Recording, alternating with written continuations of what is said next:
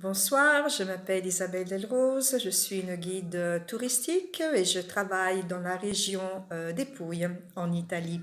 Je continue ce voyage à travers les siècles tout en restant à la maison. Et en voyageant, on peut rencontrer des personnages absolument fascinants comme celui d'aujourd'hui, c'est-à-dire Frédéric de Souabe. Nous sommes dans le XIIIe siècle, son père était Henri VI, sa mère Constance d'Hauteville.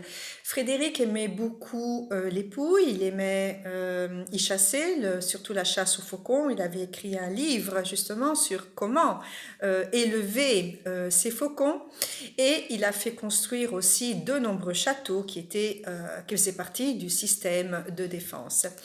Un château a été attribué à Frédéric II, à l'empereur Frédéric II, même s'il n'y a aucune documentation qui puisse prouver qu'il y soit réellement venu.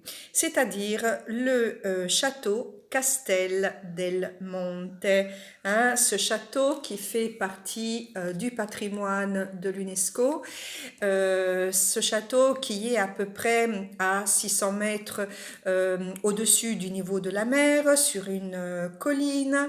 Nous sommes proches de la ville d'Andria. Et ce château a une forme vraiment particulière parce que ce château a 8 tours. Chaque tour est octagonale et vu de haut, il ressemble à la couronne d'un empereur. Ce château Castel del Monte est représenté sur les pièces d'un centime. C'est un château qui a été réalisé avec, disons, trois principaux matériaux, c'est-à-dire la pierre locale, une pierre calcaire dure, donc qui a cette couleur blanche, autour disons, des portails, autour des fenêtres, il y a une pierre, c'est la brèche coralline qui donne, disons, une couleur rouge, et le marbre.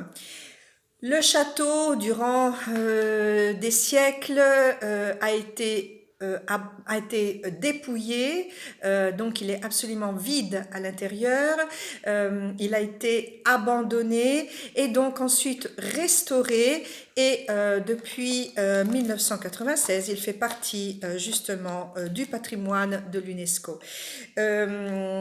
Tout autour, donc en montant en haut de cette colline, tout autour il y a une vue magnifique, surtout quand le ciel est clair, donc c'était vraiment voir de loin le symbole, le pouvoir, la force de l'empereur.